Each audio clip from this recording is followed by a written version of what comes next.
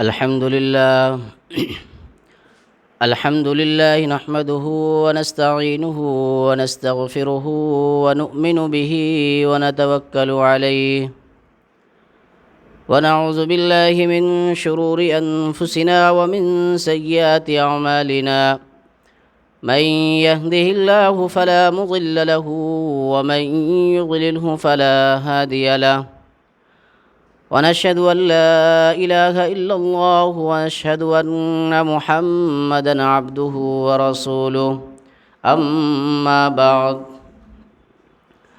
أعوذ بالله من الشيطان الرجيم بسم الله الرحمن الرحيم ألا إن أولياء الله لا خوف عليهم ولا هم يحزنون درود شریف پڑھ لیجیے۔ اللہم صلی علی سیدنا مولانا محمد وبارک وسلم۔ وقال النبی صلی اللہ علیہ وسلم من عادى لي وليا فقد آذنته بالحرب او کما قال علیہ الصلاۃ والسلام۔ حضرات محترم اور سامعین کرام اور حاضرین جمعہ، السلام علیکم ورحمۃ اللہ وبرکاتہ۔ آج میں جس شخصیت اور جس عنوان کو لے کر کے آپ حضرات کے سامنے حاضر ہوا ہوں، ان شخصیت کا نام محبوب سبحانی ظل رحمانی حضرت شیخ عبدالقادر جیلانی رحمۃ اللہ تعالی علیہ۔ آپ نے حضرت کا نام بہت سنا ہوگا، اور اس مہینے میں ربیع الثانی کا مہینہ ہے۔ آپ کی ولادت 1 رمضان المبارک 470 ہجری کو ہوئی، اور بعض کتابوں میں 471 ہجری بھی ہے، اور آپ کا انتقال 11 ربیع الثانی 561 ہجری کو ہے۔ اس مہینے کو ربیع الثانی کا جو مہینہ ہے، اس مہینے کو عام طور پر 11ویں کے مہینے سے لوگ جانا کرتے ہیں، کیونکہ ربیع الثانی کی 11 تاریخ کو آپ کی وفات ہوئی تھی، آپ کا انتقال ہوا تھا۔ حضرت شیخ عبدالقادر جیلانی رحمۃ اللہ علیہ کے حوالے سے آپ نے بہت سی باتیں سنی، ان کا نام بھی سنا، ان سے محبت کے دعوے بھی ہیں، لیکن اللہ تعالیٰ نے ان کو جو مقام عطا کیا تھا، ان کو جو بلندی عطا کی تھی، یہ اتنے بڑے جو ولی بنے، ان کے آخر وجہ کیا ہے؟ ان چیزوں کو نہ ہم نے پڑھا، نہ ہم نے جانا، اور نہ ان چیزوں کو ہم بیان کرتے ہیں۔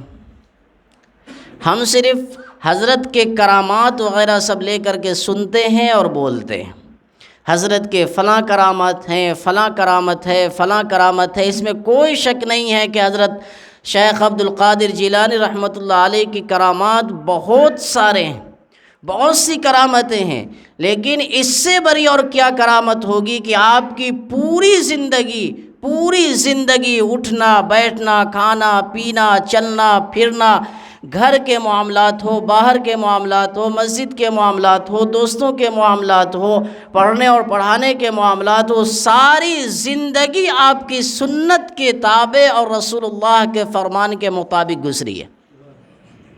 اس سے بڑی اور کوئی کرامت کسی کے لیے نہیں ہو سکتی۔ اس دنیا کے اندر آدمی اللہ نہیں بن سکتا، نبی نہیں بن سکتا، اور نبی کے ساتھ میں صحابی بھی نہیں بن سکتا، کیونکہ نبی کا انتخاب اللہ کرتا ہے، اور اللہ نے فیصلہ کر دیا ہے کہ اب آخری نبی محمد عربی صلی اللہ علیہ وسلم کے بعد کسی نبی کو ہمیں بھیجنا نہیں ہے، یہ آخری نبی ہے۔ انہی کی نبوت پر ایمان لانا اور ان پر دی ہوئی کتاب قرآن کے احکام کو ماننے میں کامیابی ہے۔ تو اللہ نے اپنے آخری نبی کا فیصلہ فرما دیا، جب نبی نہیں آنا تو جو نبی کی صحبت اختیار کرے، جو نبی کو ایمان کی حالت میں دیکھے، تو نبی کو دیکھنے سے، نبی کی صحبت سے فیضیاب ہونے والے کو صحابی کہتے ہیں، تو جب نبی نہیں تو پھر صحابی بھی نہیں۔ نہ نبی بن سکتا ہے انسان، نہ صحابی بن سکتا ہے، لیکن اس کے بعد جو درجہ ہے ولایت کا، ولی کا، یہ دروازہ ہمیشہ کے لیے کھلا ہے۔ کوئی بھی بن سکتا ہے، بڑے سے بڑا مجتہد انسان بن سکتا ہے، عالم بن سکتا ہے، مفسر بن سکتا ہے، محدث بن سکتا ہے، مورخ بن سکتا ہے، ولی بن سکتا ہے۔ جو چاہے انسان اپنی محنت سے سنت کے تابع اپنے آپ کو کر کر کے وہ بن سکتا ہے۔ یہ سارے دروازے کھلے ہیں اللہ کے یہاں۔ حضرت شیخ عبد القادر جیلانی کو بھی اللہ تبارک و تعالی نے وہ مقام عطا فرمایا تھا جو بہت کم لوگوں کو اللہ تعالی عطا فرماتے ہیں۔ فقہ کے اندر، مسائل کے اندر 4 طبقہ چلتا ہے۔ ایک حضرت امام ابو حنیفہ رحمۃ اللہ علیہ، ان کو امام اعظم ابو حنیفہ کہتے ہیں۔ امام اعظم، سب سے بڑے امام۔ سب سے بڑے امام کا مطلب کہ جن اماموں کا مسلک چلتا ہے، جن کے مکاتب فکر کے لوگ موجود ہیں، ان میں جتنی گہری نگاہ ان کی ہے اور اس مقام میں وہ سب سے اونچے ہیں، اس اعتبار سے وہ سب سے بڑے امام ہیں۔ امام مالک رحمۃ اللہ علیہ، امام شافعی رحمۃ اللہ علیہ اور امام احمد بن حنبل رحمۃ اللہ علیہ، یہ 4 امام ہیں جن کے مکاتب فکر کے لوگ ساری دنیا کے اندر پھیلے ہوئے ہیں۔ اب یہاں پر ایک سوال یہ نہیں آنا چاہیے کہ جب قرآن ہے، حدیث ہے، ہم ان اماموں کی بات کو کیوں مانیں بھائی؟ لوگ سوال کرتے ہیں کہ جب قرآن موجود، رسول اللہ کا فرمان موجود، تو پھر کیا ضرورت ہے کہ کسی امام کی بات کو مانی جائے؟ تو بھائی پٹنہ جانے کے لیے روڈ موجود ہے، بس کا انتظام ہے، اور کوئی نیا آدمی ہے تو پھر کیا ضرورت ہے اس کو کہ کسی کو ساتھ میں لے کر کے جایا جائے؟ خود سے چلے جاؤ۔ کہہ رہے نہیں، مجھے وہ جگہ دیکھی نہیں ہے جہاں جانا ہے۔ جب جگہ دیکھی نہیں، جہاں پہنچنا ہے، جہاں جانا ہے، وہ جگہ دیکھی نہیں، تو ضرورت پڑی کسی ساتھی کی، ضرورت پڑی اس کی جو دیکھا ہوا ہو، وہ اس جگہ پر لے کر کے جائے گا۔ جی، ہر شخص کی بات نہیں ہے، ہر شخص کے بس میں نہیں ہے کہ وہ رسول اللہ کے فرمان کو سمجھ سکے، قرآن کے احکام کو سمجھ سکے۔ اس لیے آپ کو اس کو ساتھی لینا پڑے گا، آپ کو ان پر اعتماد کرنا پڑے گا، آپ کو ان کو ساتھ میں لے کر کے چلنا پڑے گا، جن کی نگاہیں قرآن کی ہر آیات کے ٹکڑے پڑھے، جن کی نگاہیں حدیث کے ہر ٹکڑے پڑھے، جو رسول اللہ کے منشا کو سمجھتے ہوں، جو قرآنی آیات کے احکام کو سمجھتے ہوں۔ لہذا اسی وجہ سے کہا جاتا ہے کہ آپ ان کی پیروی کریں گے تو آپ صحیح راستے تک جا سکیں گے، ورنہ بھٹک جائیں گے۔ نیا آدمی اگر کسی راستے پر جائے تو وہ کبھی اس گلی میں گھستا ہے، کبھی اس گلی میں گھستا ہے، کبھی اس گلی میں گھستا ہے۔ ایک دفعہ یہاں ارول کے علاقے میں جانا تھا، ابھی 2-4 مہینہ پہلے ارول کے علاقے میں جانا تھا، اور جس گاؤں میں جانا تھا ہم میں سے 5-6-7 آدمی تھے، کسی کو وہ جگہ معلوم نہیں تھی، سمجھ رہے؟ اور جانا جس جگہ تھا، جس جگہ سے ہم لوگ گھوم رہے تھے، جانا جس جگہ تھا، اس جگہ سے وہ جگہ صرف 10 سے 15 منٹ کی دوری تھی۔ اب وہ جگہ معلوم نہیں اور کسی کو معلوم نہیں، 2 گھنٹے لگ گئے، ہم لوگ گھومتے رہے، کبھی اس گلی سے، کبھی اس گلی سے، کبھی اس گلی سے، گھومتے رہے، 2 گھنٹے لگ گئے۔ خیر اللہ اللہ کر کسی طرح پہنچ گئے، بعد میں پتہ چلا بھائی ادھر سے آتے تو صحیح رہتا۔ تو جب انجان آدمی ہو، اس کو راستے کی ضرورت پڑتی ہے، تو پھر ان پڑھ اور جاہل کو کیوں نہیں ضرورت پڑے گی رسول اللہ کے فرمان کو سمجھنے کی؟ اور یہ سمجھا جائے گا امام ابو حنیفہ کے درس سے، امام شافعی کے درس سے، امام احمد بن حنبل کے درس سے، امام مالک کے درس سے۔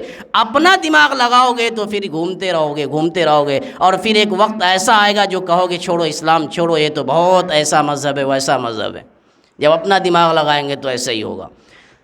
تو مسئلے کی دنیا میں 4 لوگ موجود ہیں جن کے مکاتب فکر کے لوگ ہیں، جن کے ماننے والے کو حنفی، شافعی، مالکی، حنبلی کہتے ہیں، اور تصوف کی لائن، پیری مریدی کی لائن کی دل صاف ہو جائے، وَيُزَكِّيهِمْ، دل صاف ہو جائے، اللہ تعالیٰ کی قربت نصیب ہو جائے، اس کے لیے جو خانقاہی لائن چلتے ہیں اس میں بھی 4 سلسلے ہیں، نقشبندیہ ہے، قادریہ ہے، چشتیہ ہے اور سہروردیہ ہے، یہ 4 سلسلے۔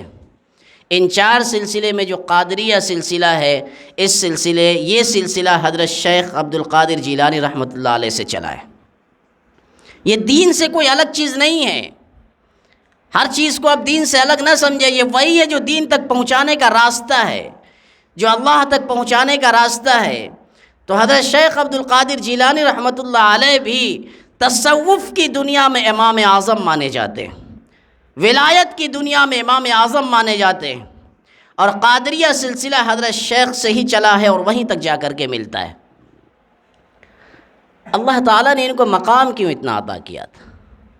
اس کی سب سے بنیادی وجہ یہ ہے کہ جو بھی اپنی زندگی سنت کے تابع گزارے گا، اللہ ان کے مقام کو بلند کر دے گا۔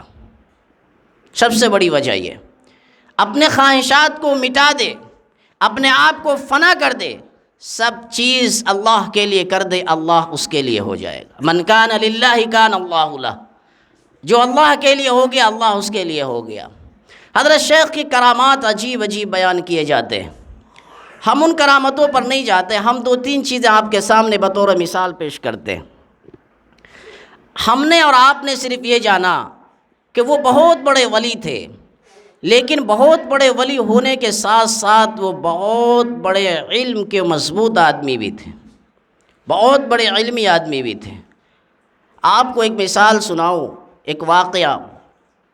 علم میں وہ مقام عطا ہوا تھا کہ اس وقت کے علماء بھی آپ کے درس میں آ کر کے بیٹھا کرتے تھے۔ ایک دفعہ ایسا ہوا کہ ایک شخص نے یہ قسم کھائی کہ بھائی میں ایسی عبادت کروں گا جو ساری دنیا میں وہ عبادت اس وقت کوئی نہیں کر رہا ہو، اگر ایسا نہ ہوا تو میری بیوی کو 3 طلاق۔ علماء پریشان کہ بھائی کون سی ایسی عبادت اس کو کرائی جائے جس سے اس کی قسم پوری ہو؟ اگر کہے نماز پڑھو تو ساری دنیا میں کوئی نہ کوئی نماز پڑھ ہی رہا ہوگا، اگر کہے روزہ رکھو تو ساری دنیا میں کوئی نہ کوئی نفل روزہ یا منت کا روزہ، کوئی نہ کوئی روزہ تو ہوگا ہی ہوگا۔ کون سی عبادت ان سے کہیں؟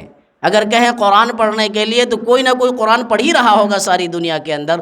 تو آخر یہ مسئلہ ایسا اٹکا دیا اور ایسے اس نے قسم کھا لی کہ اب سب کے بس کا نہیں۔ بڑے بڑے علماء نیچے اتر گئے کہ بھائی یہ طلاقیں ہو گئی، اب اس کا کوئی مسئلہ نہیں۔ لوگ طلاق دے دیتے ہیں اور کہتے ہیں کیا کہ طلاق تھوڑا سا غصے میں دے دیا تھا، مولانا صاحب طلاق غصے میں دے دیا تھا۔ تو بھائی کوئی خوشی میں بھی طلاق دیتا ہے کیا؟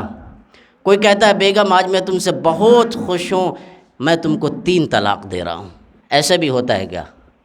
ارے غصے ہی میں تو طلاق دی جاتی ہے اور طلاق ہوتی ہے، اور پھر بہانے بناتے ہیں کہ یہ تھا وہ تھا وہ تھا، اسی لیے تو طلاق کو رکھا گیا ہے کہ اپنے آپ پر کنٹرول کرو، اپنے آپ پر کنٹرول کرو۔ نارملی تھوڑی کوئی طلاق دیتا ہے، غصے کی حالت میں ہی، جھنجھلاہٹ کی حالت میں ہی، پریشانی کے عالم میں ہی تو طلاق دی جاتی ہے، لوگ طلاق دیتے ہیں۔ تو یہ مسئلہ حضرت شیخ کے پاس، سارے عالموں کے پاس پہنچا، سب نے ہتھیار ڈال دیے کہ بھائی طلاق ہو گئی، ہم ایسی کون سی عبادت بتائیں جس عبادت سے آپ کا یہ ہو جائے، مسئلہ نکل جائے۔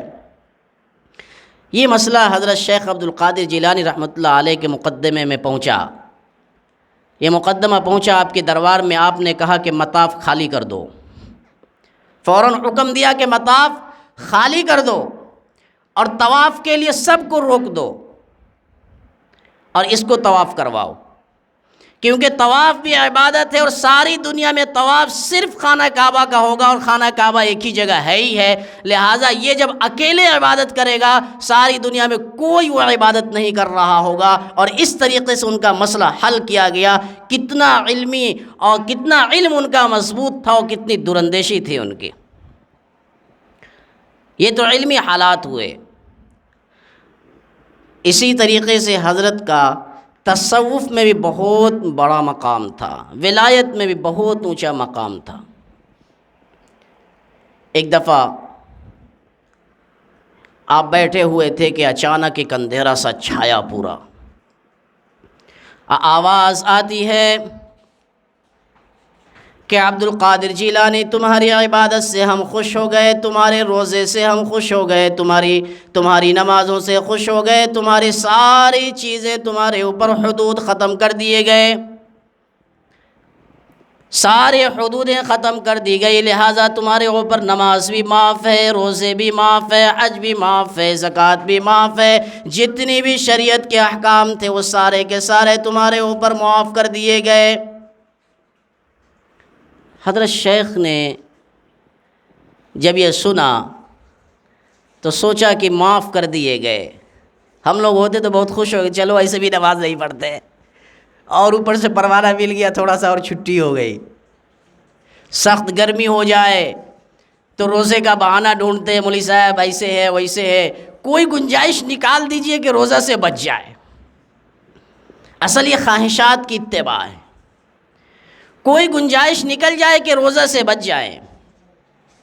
حضرت علامہ شبیر احمد عثمانی رحمۃ اللہ علیہ، حضرت علامہ انور شاہ کشمیری رحمۃ اللہ علیہ ایک جگہ گئے تو ایک صاحب کو سود کا مسئلہ پوچھنا تھا، وہ صاحب آئے، حضرت علامہ انور شاہ کشمیری رحمۃ اللہ علیہ آرام فرما رہے تھے، تو انہوں نے کہا کہ حضرت شیخ سے ہم کو ایک مسئلہ پوچھنا ہے، تو حضرت آرام فرما رہے تھے، حضرت علامہ شبیر احمد عثمانی رحمۃ اللہ علیہ نے فرمایا کہ اچھا ٹھیک ہے، بولو کیا بات ہے۔ حضرت آرام فرما رہے ہیں، بولو کیا بات ہے۔ کہا کہ سود حرام ہے یا حلال ہے؟ حضرت نے کہا سود حرام ہے، قرآن کا صاف صاف فیصلہ ہے، سود حرام ہے۔ تو اس نے دائیں بائیں آگے پیچھے کرنا شروع کیا، معاونہ دلیل دیتے گئے۔ حضرت شیخ کی نیند کھل گئی اور کافی دیر سے گفتگو سن رہے تھے، جب دیکھا ہے گفتگو لمبی جا رہی ہے اور خواہ مخواہ یہ ٹائم پاس کر رہا ہے، تو حضرت شیخ اٹھے اور فرمایا کہ دیکھو شبیر احمد نے جو کہا ہے مسئلہ کتاب میں ایسے ہی ہے، قرآن میں ایسے ہی ہے، فرمان رسول اللہ میں ایسے ہی ہے، البتہ تم مولوی کی گردن پر چڑھ کر کے اس سے حلال کو حرام مت کرواؤ، یا حرام کو حلال مت کرواؤ، اور مولوی کی گردن پر کلہاڑی رکھ کر کے تم اپنا کام نکلوانے کی کوشش مت کرو کہ کل قیامت کے دن تم کہہ سکو ان کو بھی جواب دینا ہے، تمہیں بھی جواب دینا ہے۔ عمل کرو تو تمہارا فائدہ، نہ عمل کرو تو تم جانو مسئلہ ایسے ہی ہے۔ اچھا ایک چیز یہ ہے کہ شراب حرام ہے، کوئی پی لے تو ہر شخص اس کو برا کہتا ہے، سود بھی حرام ہے لیکن کوئی اس کو برا نہیں کہتا، اس کے جائز ہونے کی دلیل ڈھونڈتا رہتا ہے۔ کیوں؟ کیونکہ ہمارے ذہن میں یہ بن گیا ہے کہ شراب حرام ہے، ہم نے ذہن میں یہ چیز بنا لی کہ شراب حرام ہے تو وہ چیزوں سے نفرت پیدا ہو گئی، سود کو حرام ہونے کا ذہن ہم نے نہیں بنایا، اس لیے وہ ہمارے نزدیک قباحت اور بری چیز نہیں ہے، اسی وجہ سے ہم اس کی دلیلیں تلاش کرتے رہتے ہیں۔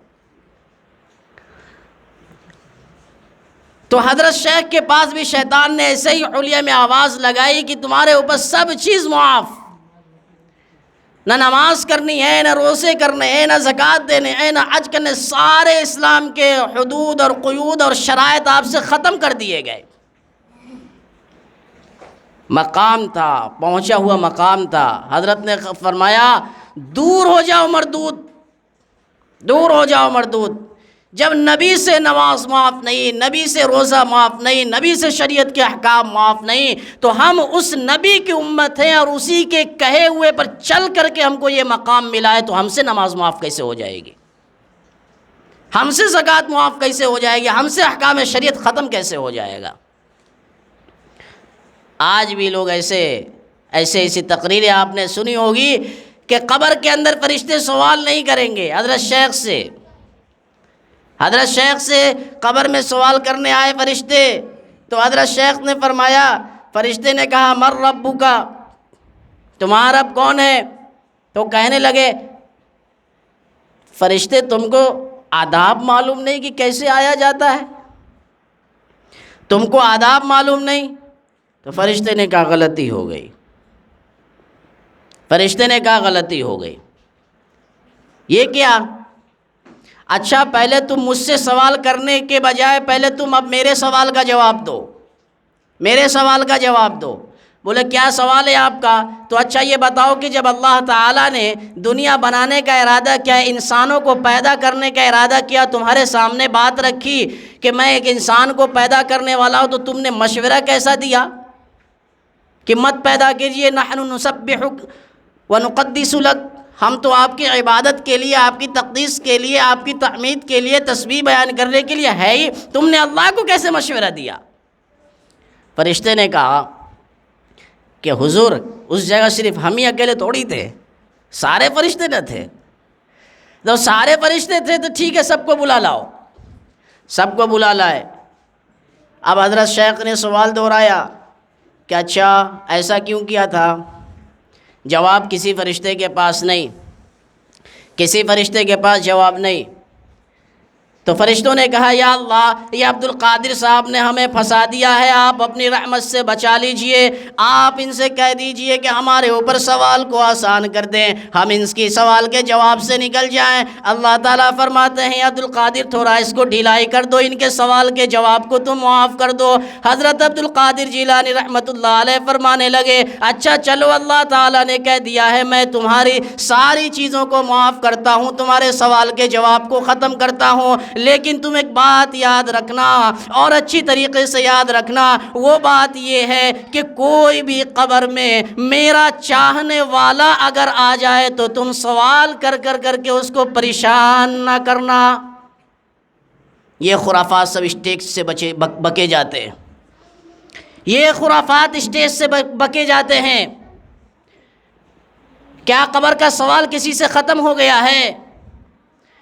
حضرت شیخ عبد القادر جیلانی چاہے کتنے بھی بڑے سے بڑا ولی ہو، کیا قاعدہ قانون اللہ کا بدل جائے گا؟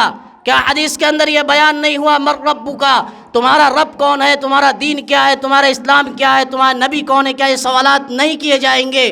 کیا اللہ تعالیٰ نے 5 سوالات انسان سے نہیں کرنے ہیں؟ وہ سارے کے سارے سوالات کیا حضرت شیخ عبد القادر جیلانی اس اللہ کے بندے نہیں ہیں؟ حضرت محمد الرسول اللہ صلی اللہ علیہ وسلم کے امتی نہیں ہیں؟ کیا ان کا ایمان قرآن پر نہیں ہے؟ کیا ان کا ایمان حدیث پر نہیں ہے؟ اگر ہے اور محمد الرسول اللہ کے امتی ہیں اور اللہ کے بندے ہیں تو پھر سوال ہر شخص سے ہونا ہے۔ حدیث پاک کے اندر ہے کہ جو نیک بندہ ہوتا ہے وہ سوال کا جواب دیتا ہے۔ فرشتے یہ کہتے ہیں مجھے معلوم تھا کہ تم یہ سوال کا جواب دو گے، مجھے معلوم تھا کہ تم یہ سوال کا جواب دو گے، لہٰذا اب تم ایک دم آرام سے سو جاؤ، جس طریقے سے پہلی رات کی دلہن آرام سے سو جاتی ہے اور سوائے دولہا کے اس کو کوئی نہیں جگاتا، اب تم آرام سے سو جاؤ، جنت کے مزے لو، جنت کے ہواؤں کے مزے لو، اب صرف قیامت کے دن اللہ ہی تمہیں جگائے گا اور کوئی دوسرا نہیں جگائے گا۔ یہ سوالات سے کیسے بچ سکتا کوئی بھی؟ کیا قانون کسی کے لیے بدل گیا ہے؟ اللہ کا قانون لا تبدیل لکلمات اللہ، اللہ کا قانون کسی کے لیے نہیں بدلا ہے اور نہ کسی کے لیے بدلے گا۔ قانون ہے، اس قانون کے مطابق جو اچھے لوگ ہوں گے ان کے فیصلے اچھے ہوں گے، جو برے لوگ ہوں گے ان کے فیصلے برے ہوں گے۔ لیکن اس خرافات کو سنتے بھی ہیں اور واہ واہی بھی کہتے سبحان اللہ سبحان اللہ، اور اتنے ہی جاہل وہ اسٹیج پر ویسے علماء ہوتے جو ان کو روکتے نہیں ہیں، اور اتنی ہی جاہل وہ عوام ہوتی ہے جو اپنی عقل نہیں لگاتی ہے کہ کیا ایسا بھی ہو سکتا ہے۔ وہ سننے والے لوگ ہوتے ہیں۔ جب تک اس قسم کے عوام پیدا نہیں ہوگی کہ وہ صحیح سننے کا مزاج بنائیں، اس قسم کے خرافات آپ کے سامنے آتے رہیں گے، کیونکہ ہمیں تو اپنی دکان بیچنی ہے، ہمیں تو اپنا اسٹیج لگانا ہے۔ اگر ہم اسٹیج نہیں لگائیں گے تو ہمارا کام کیسے چلے گا؟ اگر ہم اس چیزیں بکیں گے نہیں تو لوگ ہم کے سنیں گے کہیں، اور جب سنیں گے نہیں تو ہمارا کام کیسے چلے گا؟ تھوڑا بھی اپنا سینس تھوڑا تیار کرو، عقل مند بنو بھائی۔ اللہ تعالیٰ نے قرآن میں ہر جگہ کہا ہے تم عقل مند ہو، افلا تعقلون افلا تتفکرون، تم ساری چیزوں میں سوچتے ہو، تم نے عقل کیوں نہیں لگایا، تم اس میں غور و فکر کیوں نہیں کرتے؟ اس کا مطلب یہ اللہ نے ہر شخص کو عقل مند پیدا کیا ہے، اور یہ کہا گیا ہے کہ صرف سنتے ہی ہر بات کو نہ مانا کرو، یہ سمجھا کرو، یہ سوچا کرو کون سی بات صحیح ہے اور کون سی بات غلط ہے۔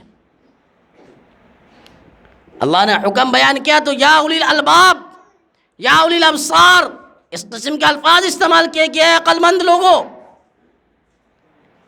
اللہ ہمیں عقل مند کہہ رہا ہے، اور ہم اپنے آپ کو پاگل بنائے جا رہے ہیں۔ اور اگر کوئی آدمی ہم سے کہہ دے کہ تم پاگل ہو تو ہم بکھلا جاتے ہیں، ہم کو پاگل کہہ دیا، کام پاگل والا کر رہے ہیں۔ اللہ نے ساری جگہ قرآن میں کھول کھول کر کے کہا فلا تعقلون فلا تتفکرون، سوچو سمجھو، لعلکم یتفکرون لعلکم یتذکرون، پورا قرآن بھرا ہے اس سے کہ تھوڑا سوچ سمجھ کر کے کام کرو۔ اللہ نے عقل دی ہے، سوچو کہ کون سی بات ہو سکتی ہے کون سی بات نہیں ہو سکتی۔ صرف سب سے زیادہ چورن جو بیچا جاتا ہے حضرت شیخ کے نام پر بیچا جاتا ہے۔ حضرت شیخ عبد القادر جیلانی رحمۃ اللہ علیہ کے نام پر خوب چورن بیچا جاتا ہے۔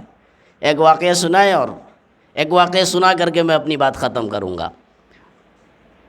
ایک حضرت تقریر کر رہے تھے، ساری باتیں تو بتانی پڑے گی تب نہ سمجھ میں آئے گا۔ ایک حضرت تقریر کر رہے تو انہوں نے کہا کہ حضرت شیخ رحمۃ اللہ علیہ جب چھوٹے تھے، بچے تھے، تو ماں کی گود میں تھے تو دودھ پیتے پیتے چھلانگ لگا دیتے تھے۔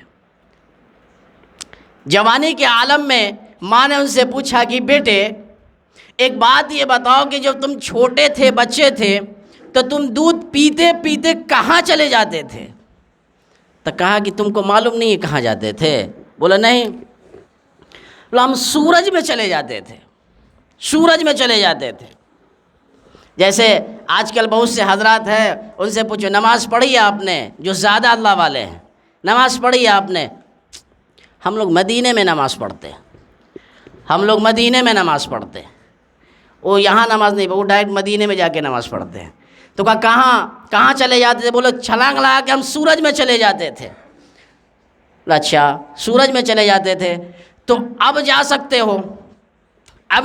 ہو کیا؟ تو کیا کہتے ہیں؟ ماں وہ میرے بچپنا تھا، میں سورج میں چلا جایا کرتا تھا۔ آج عبد القادر جوان ہو گیا ہے اور سورج کے اندر اتنی طاقت نہیں ہے کہ عبد القادر کو وہ اپنے اندر سما سکے۔ آج عبد القادر کے اندر وہ طاقت ہو گئی ہے اور وہ قوت ہو گئی ہے اور اس کا سینہ اتنا مضبوط ہو گیا ہے کہ ایک نہیں 70,000 سورج بھی عبد القادر کے سینے میں دفنا جائے تو دفن ہو سکتا ہے۔ سبحان اللہ سبحان اللہ، وہ نعرے لگے، دماغ مزاج فریش ہو گیا۔ آپ کا مزاج فریش ہوا؟ سن کر کے مزاج فریش ہو گیا ہوگا جی۔ اور اسی قسم کی بات سننے میں مزہ بھی آتا ہے، کیونکہ اس قسم کی بات سننے میں عمل کہاں کرنا پڑتا ہے؟ عمل تو کرنا نہیں ہے کچھ، بھائی سنتے رہنا ہے اور کیا کرنا ہے۔ یہ سب باتیں دماغ میں آنے کی ہے۔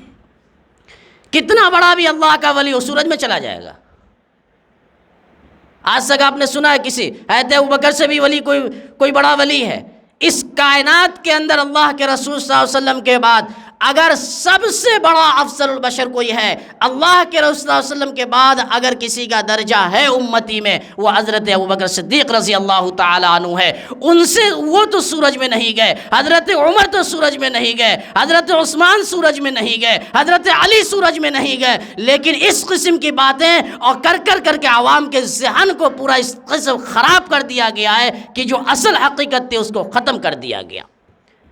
یہ امت حقیقت کو ختم کر دی ہے، صرف رسم اور رواج اور روایت پر چل رہی ہے، اور جب حقیقتیں ختم ہو جاتی ہے تو روایات میں دم نہیں ہوتا، رسومات میں دم نہیں ہوتا، کیونکہ وہ کھوکھلی چیز ہوتی ہے۔ اسی وجہ سے جب حقیقت ختم تو ایمان کی بھی حقیقت ختم، اور جب ایمان کی حقیقت ختم ہو جاتی ہے پھر اللہ کی مدد نہیں آتی ہے۔ 313 نے کفار کے اور میدان کے اندر انہیں دھول چٹا دیا تھا۔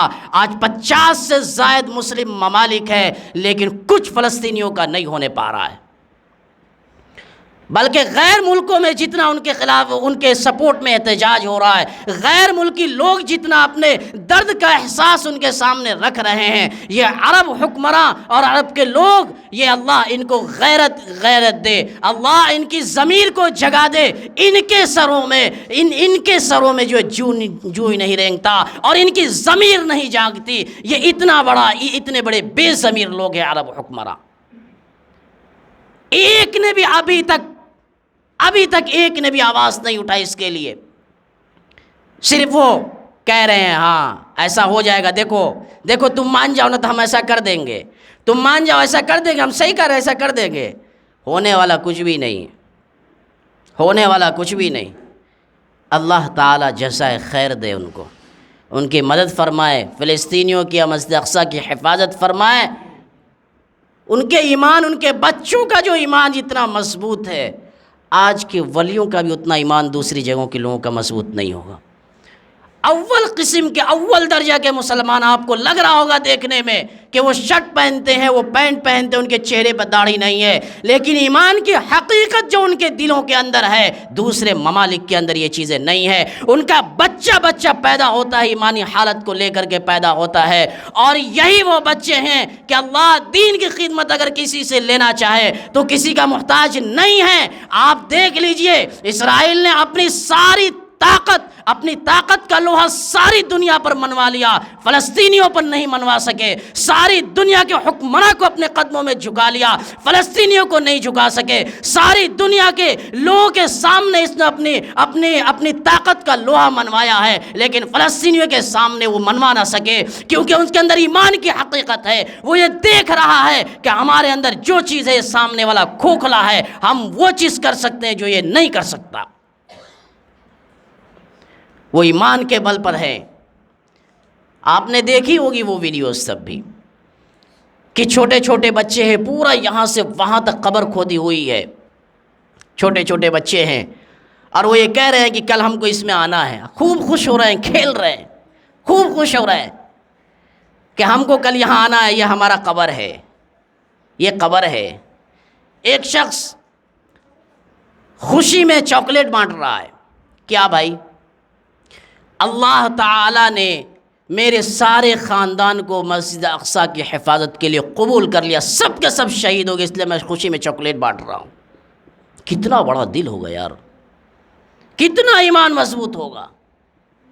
ایک وہ مثالیں تھی حضرت علی والی، اور ایک آج مثال فلسطین میں پیدا ہوئی ہے کہ پیر زخمی ہے اور اس کو آپریشن کرنے کے لیے بے ہوش کرنے کا انجیکشن نہیں ہے، ختم ہو گیا. تو بچے نے کہا کہ ایک کام کیجئے آپ، اب وہ کوئی بڑا آدمی نہیں، بچہ ہے، 15 سے 20 سال کی عمر کا ہوگا. اس نے کہا کوئی فرق نہیں پڑتا، سوئی نہیں ہے، انجیکشن نہیں ہے، تو ایک کام کرو کہ تم اپنا کام جاری رکھو اور میں قرآن کریم کی تلاوت کرتا ہوں. جیسے ہی اس نے پیر کے اندر آپریشن کرنا شروع کیا، اس نے پڑھنا شروع کیا اعوذ باللہ من الشیطان الرجیم بسم اللہ الرحمن الرحیم وقضى ربك الا تعبدوا الا اياه. قرآن 15 پارے کی آیت ہے سورہ اسراء کی. یہ وہ پڑھنا شروع کیا، وہ پڑھنے لگا.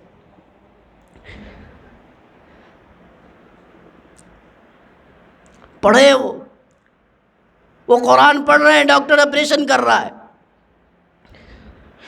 آدمی دیکھے تو دل جہل جائے، لیکن حکمراں کا دل ابھی تک نہیں دہلا، مسلم حکمرانوں کا دل ابھی تک نہیں دہلا. ایک وہ مثالیں تھی، یہ مثالیں حضرت علی کے ساتھ پیش آئی تھی کہ آپ کے پیر میں تیر لگ گیا تھا، جب اس کو نکالا جاتا اتنا شدید درد ہوتا تھا کہ برداشت سے باہر تھا. حضرت علی رضی اللہ تعالیٰ عنہ نے فرمایا کہ ابھی چھوڑ دو، جب میں نماز کی حالت میں ہوں گا تب جا کر کے اس کو نکالنا.